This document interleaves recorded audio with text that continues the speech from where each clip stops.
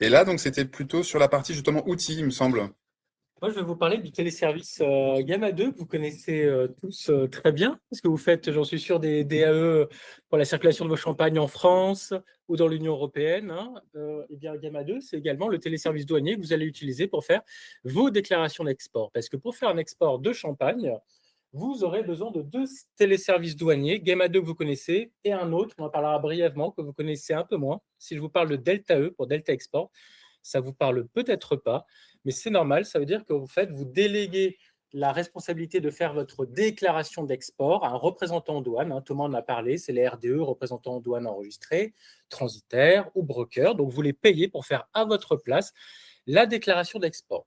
J'en parlerai brièvement parce qu'en fait, depuis la mise à jour majeure de Gamma 2, on a quand même ces deux téléservices douaniers qui communiquent entre eux. Donc, moi, là, en 20 minutes, je vais vous présenter sur Gamma 2 les données les plus importantes que vous devez connaître pour être bien vigilant lorsque vous allez les renseigner et réussir ce premier maillon de la chaîne documentaire douanière qui est le DE Export. Donc, ce sera la première partie qui sera la plus dense.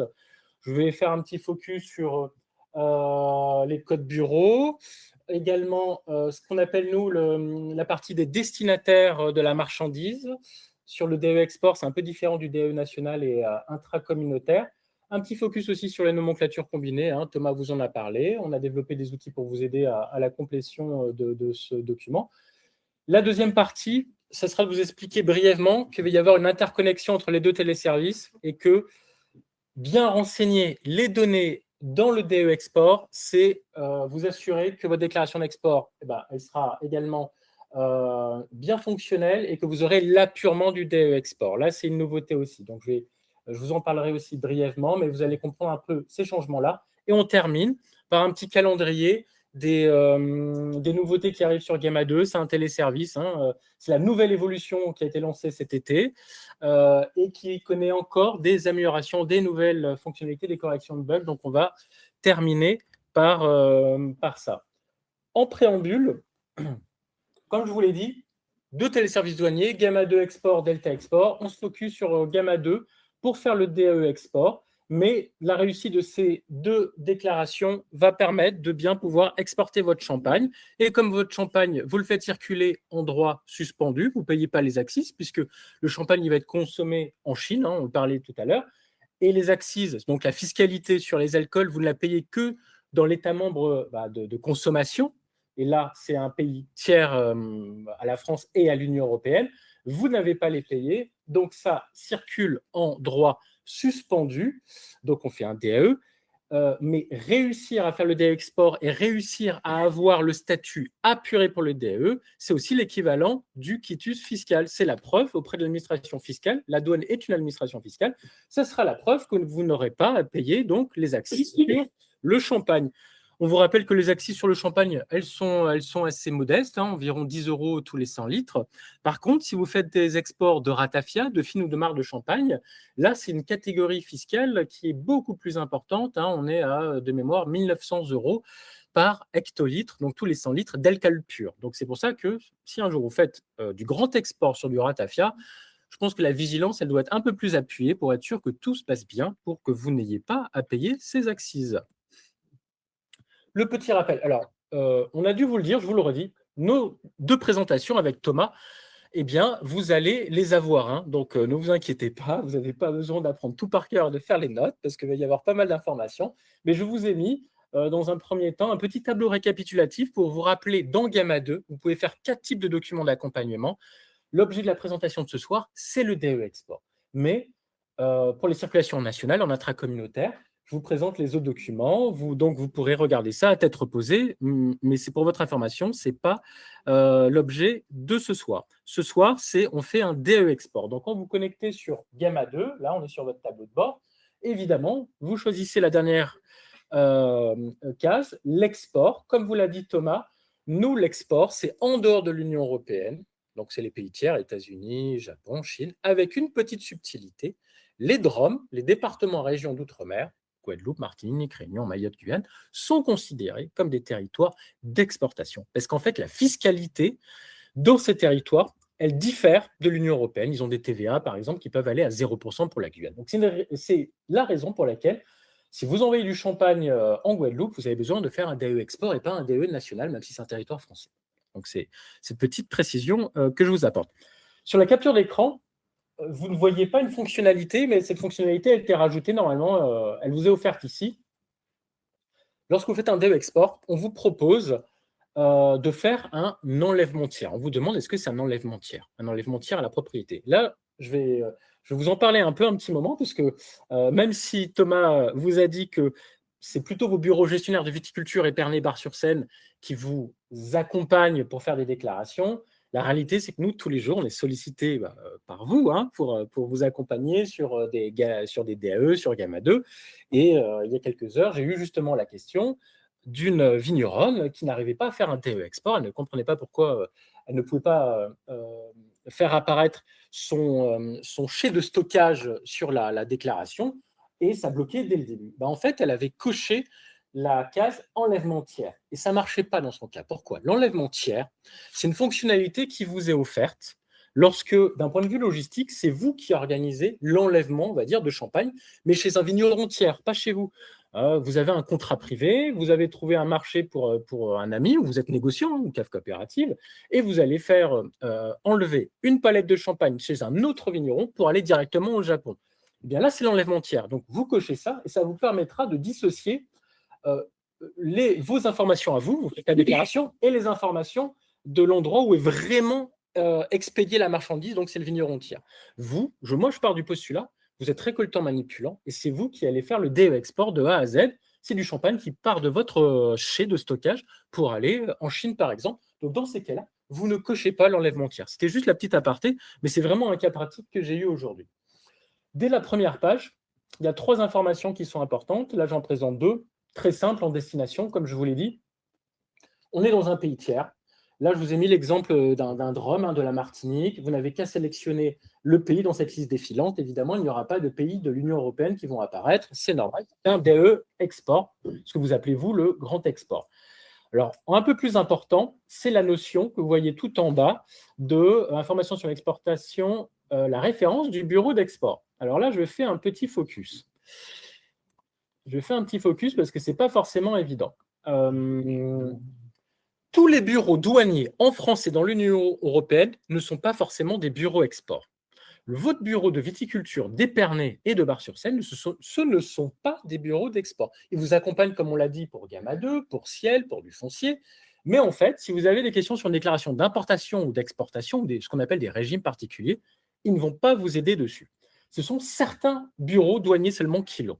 Dans la Marne, c'est le bureau de Reims, le bureau principal de Reims, 5 rue Marie-Marvin. C'est un bureau, si c'est vous qui faites les déclarations d'exportation, eh bien, en fait, ils vous habilitent, par exemple, au téléservice Delta E. Ils vont vous accompagner pour répondre à vos questions sur les déclarations d'exportation, sur des régimes particuliers. Voilà. Donc, je vous ai mis, par exemple, le code de ce bureau-là, cet exemple-là. Évidemment, vous ne pouvez pas forcément savoir déjà quel est le code d'un bureau de douane en France ou en Union européenne, c'est normal, et si ce bureau de douane, il a le statut export. Donc, je vous ai mis ici un lien qui vous permet pour chaque pays de l'Union européenne d'aller retrouver votre bureau. Il a suffi de taper Reims et j'ai eu toutes ces informations qui sont apparues. En fait, c'est tout le type d'accompagnement que peut faire le bureau de Reims auprès de vous, les entreprises vitivinicoles. Et vous voyez, bureau douane, export, il a cette fonctionnalité-là. J'ai aussi fait le focus sur ça parce que, encore une fois, j'ai eu l'exemple d'un vigneron il y a quelques jours. Il exporte du champagne vers la Norvège. Ça sort depuis la Suède. Et son transitaire, celui qui organise l'enlèvement, lui a dit de mettre un code bureau suédois. Le code bureau suédois, ce n'était pas un bureau export. Et évidemment, il n'a pas pu faire son DE export. Il m'a appelé pour essayer de comprendre. Et c'est en allant vérifier que son code de bureau douanier suédois n'était pas valide. Donc après, lui, il s'est retourné vers le transitaire pour obtenir un autre code. Voilà. Donc c'était une petite aparté. L'autre information importante, on est toujours dans la première page, c'est un peu plus alambiqué. Alors, ça a l'air très simple quand on vous dit le nom du destinataire. Sur un DE national et un DE intracommunautaire, Le destinataire, c'est celui qui va recevoir évidemment votre champagne. Et par exemple, vous mettez même son numéro d'accise, le numéro d'accise d'un Italien, et tout va se pré-remplir. Il n'y a aucune difficulté, c'est limpide. Dans le DE Export, il y a une subtilité. C'est qu'en fait, nous, on ne veut pas que dans destinataire, vous remplissiez en fait le véritable destinataire physique de la marchandise. Si vous l'envoyez aux États-Unis, on ne s'intéresse pas à ce que vous nous mettiez l'adresse du caviste américain en fait, qui va recevoir votre champagne. Ce n'est pas l'information qu'on veut. L'information que l'on souhaite, c'est le nom et l'adresse du destinataire, c'est-à-dire celui qui fait la déclaration en douane. Donc, généralement, ce n'est pas vous qui la faites. Si c'était vous qui la faisiez, vous mettez vos coordonnées, il n'y a pas de souci. Si vous passez par un transitaire, donc un représentant en douane enregistré, eh bien, je donne des noms comme ça. Hein, il y a STTI, il y a Géodis, il y a Cifrigo Logistique, c'est un représentant en douane enregistré. On met ses coordonnées.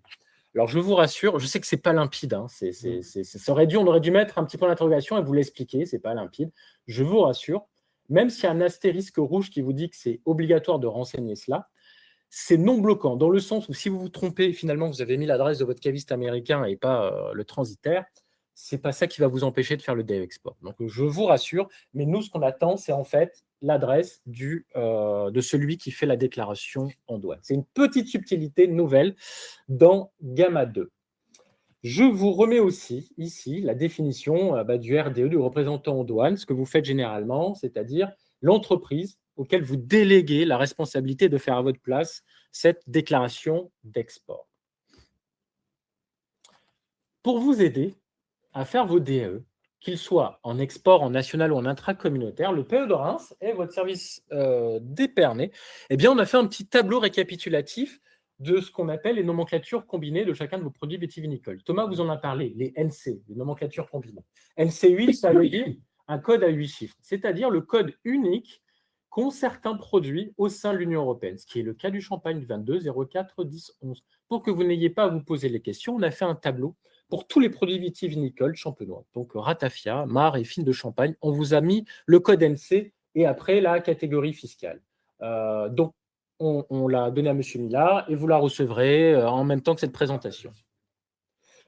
Yes, oui, je crois que c'est le plus.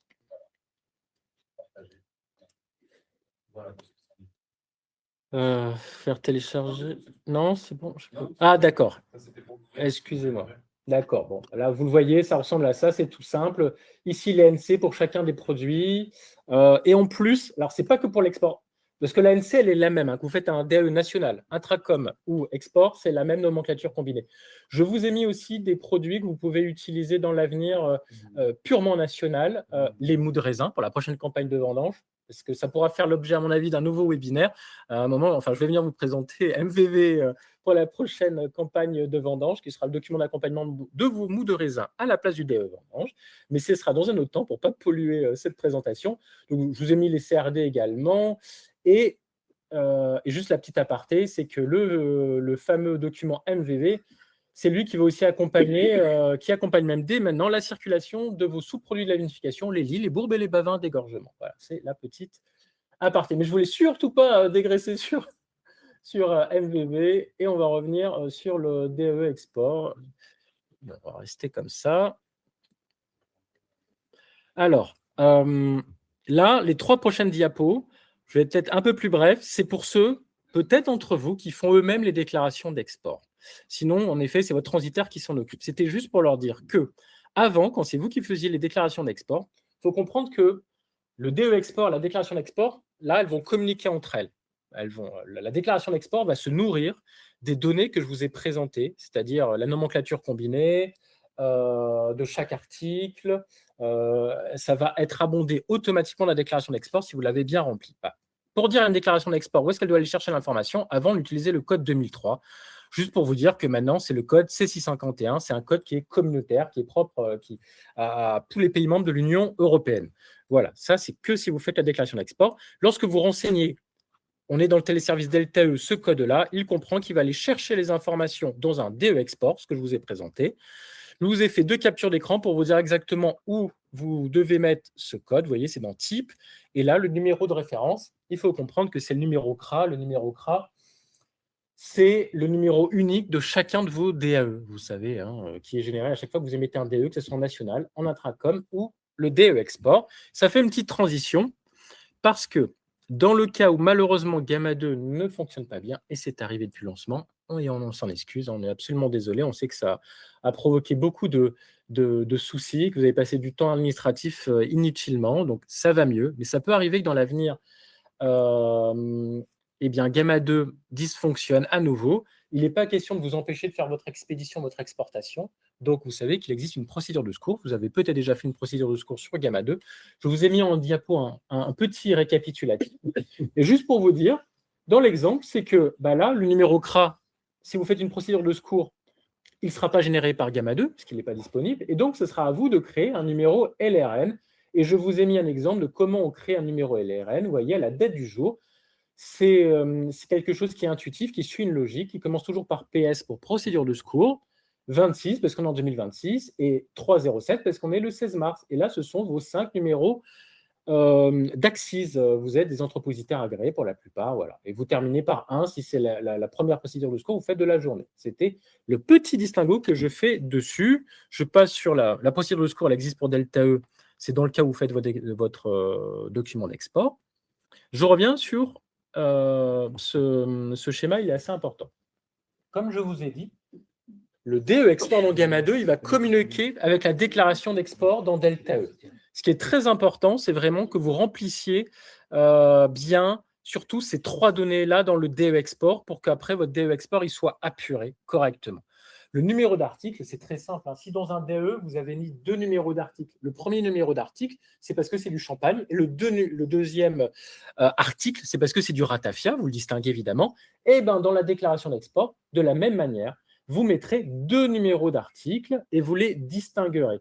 De même, si sur votre DAE de Gamma 2, pour vos champagnes, vous avez créé 3 articles, parce que par exemple, ce sont des références commerciales différentes, parce que c'est un blanc de blanc, parce que c'est un blanc de noir, parce que c'est un premier cru, un grand cru, ou des contenances différentes, eh bien, sur la déclaration d'export, vous faites bien 3 articles de la même manière. Vous n'additionnez pas, même si c'est la même nomenclature combinée, vous additionnez pas 3 articles en un seul. Voilà. Donc, vous êtes vigilant par numéro d'article sur la nomenclature combinée également. Il n'y a pas de difficulté, le champagne 22 04 10 11. Et après, la petite subtilité, c'est qu'il faut être vigilant sur le point net. Alors, ça s'appelle point net ou masse net, mais en gros, sur la déclaration d'export, vous mettez le même point net que ce que vous avez mis sur le DE export. Là, la vérification croisée, elle va se faire sur ces 3 informations-là.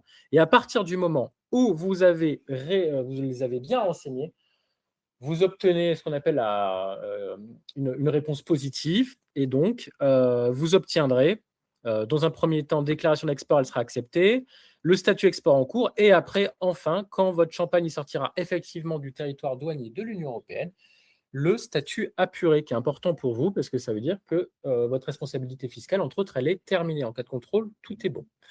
C'est aussi important, on va faire un petit aparté, je vous montre brièvement ça pour vous dire que dans le cas où justement vous êtes passé par un déclarant douane, bah vous, ça va être un peu invisible ce qui se passe dans la déclaration d'export. Mais quand même, pour suivre les avancements, pour vous dire mais qu'est-ce qu'il en est de mon DAE export, sur Gamma 2, vous avez quand même la possibilité de voir des évolutions des différents statuts. Vous voyez, il se met à jour, là, j'ai mis dans ces exemples-là.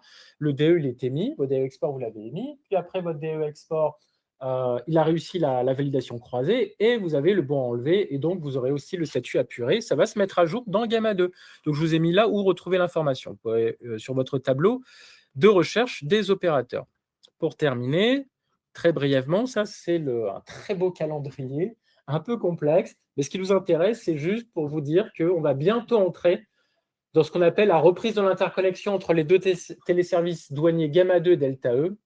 Et par conséquent, bientôt, prochainement, vous allez obtenir enfin le statut apuré des DE export que vous avez fait ces derniers mois. Parce que si vous avez fait des exportations ces derniers mois, vous avez peut-être remarqué que votre DAE export, il reste en statut export en cours depuis peut-être 2 mois.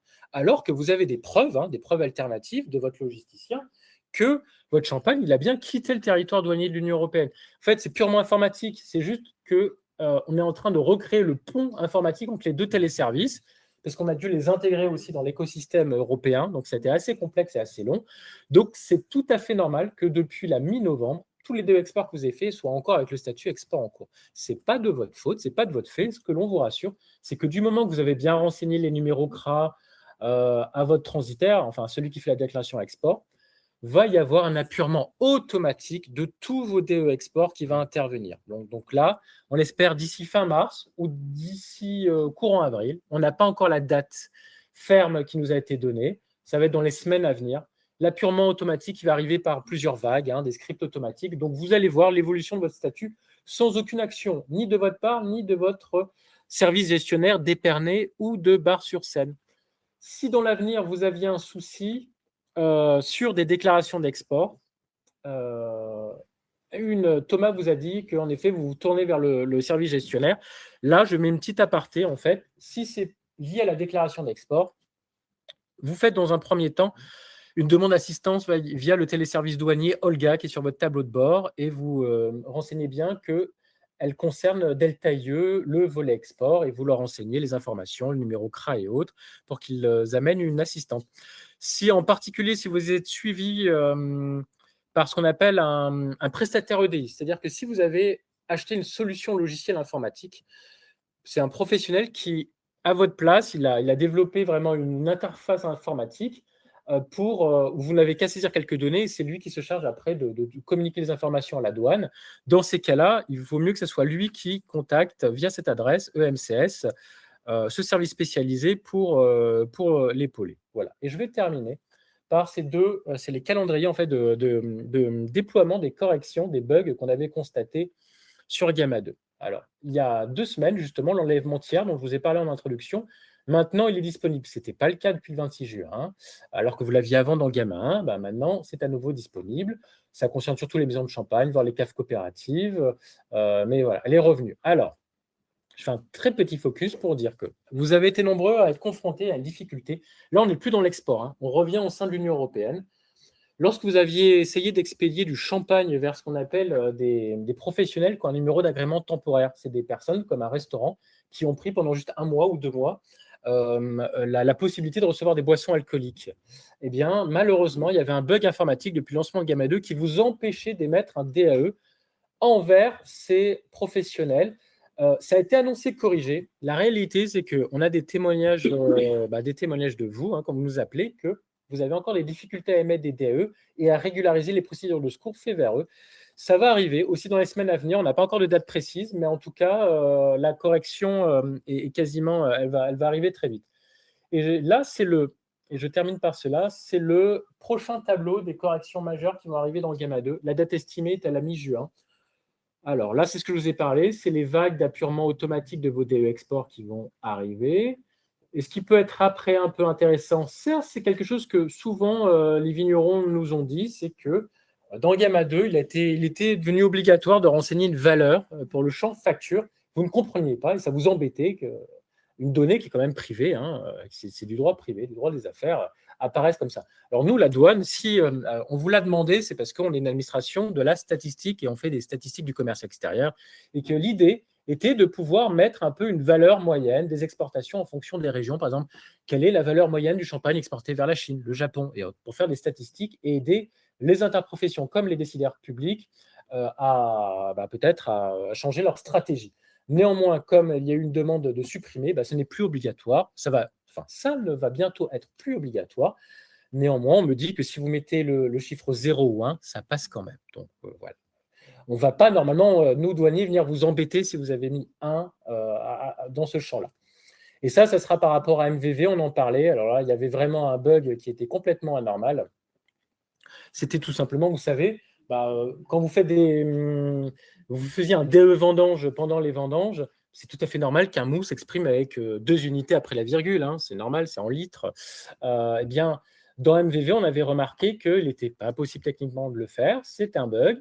Ça sera bien corrigé pour qu'aux prochaines vendanges, il n'y ait aucune difficulté à mettre 2 chiffres après la virgule pour un MVV vendange. Heureusement. Je vous ai mis le lien dans la présentation ici.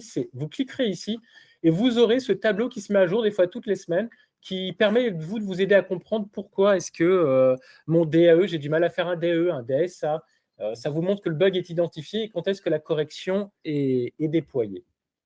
Et j'en ai terminé pour cette présentation. Je vous remercie de votre patience. Je passe à des questions. S'il y a des questions, n'hésitez pas. C'est maintenant ou jamais. Oui, il est un petit peu tard, donc je suis désolé, on a un petit peu explosé le timing. En tout cas, merci beaucoup. Super. Écoutez, voilà, je clôture donc cette présentation pour cet afterwork pour ce soir. Sachez que Terre Informatique, il y a quelques collaborateurs qui sont là ce soir, vous accompagnent sur la partie informatique, sur la facturation et également qui est en lien avec Gamma 2. Donc n'hésitez pas, ils sont là. Et je vois, il y a Aline, il y a Elodie, il y a Alan qui est également le product manager du produit. Donc n'hésitez pas à les solliciter si jamais vous avez des questions. Ils sont là aussi pour discuter avec vous si vous avez besoin. Écoutez, on se trouve la prochaine présentation des Afterworks, ce sera donc. Je vais juste regarder s'il y a une petite question. Non, c'est bon. Donc, ce sera le 27 avril. La prochaine fois, ce sera sur donc la partie main-d'œuvre. Il y a une avocate qui va venir en droit social, en droit du travail, qui va nous parler de plein de cas compliqués, de situations difficiles avec les salariés. Et c'est super intéressant pour vous d'anticiper. Donc, l'idée, c'est de prendre 30 minutes pour venir, pour l'écouter et pour vous éviter 2 ans de procédure, comme on sait que le droit du travail en France, c'est quand même souvent très compliqué. Donc, n'hésitez pas à venir pour le prochain Afterwork, ce sera le 27 avril. Ce sera donc avec Vanessa Lederman et donc Anne-Sophie Basquin, qui est responsable RH de la FDSOA Conseil. Merci à tous, à bientôt.